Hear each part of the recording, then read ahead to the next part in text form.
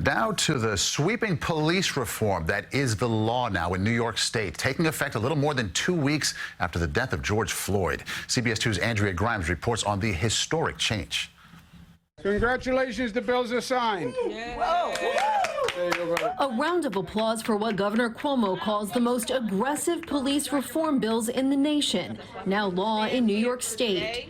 It was a long time coming, but it came, and thank you. Thank you all very much. Gwen Carr's son inspired one of the bills, the Eric Garner Anti-Chokehold Act. It would make using a chokehold or similar restraint by police a felony.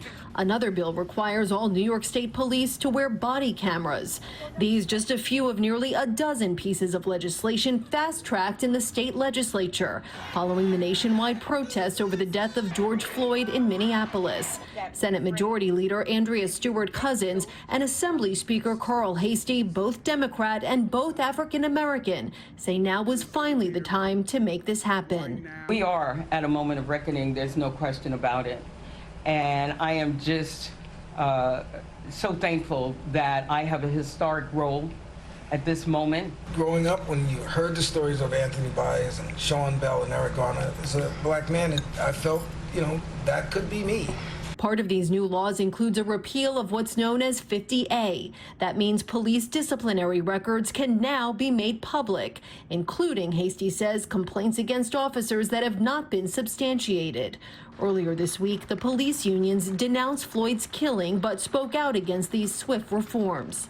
For our legislators, and I emphasize our legislators, to then demonize police officers as if we're the problem. That is absolutely outrageous. In addition to signing the bills, the governor also issued a new executive order. It requires local governments and police to develop a plan to reinvest and modernize police strategy with community input or risk losing state funding. We're not going to be, as a state government, subsidizing improper police tactics. We're not doing it. This plan must be enacted into local law by next April 1st in order to be eligible for that state funding. In Murray Hill, Andrea Grymes, CBS 2 News.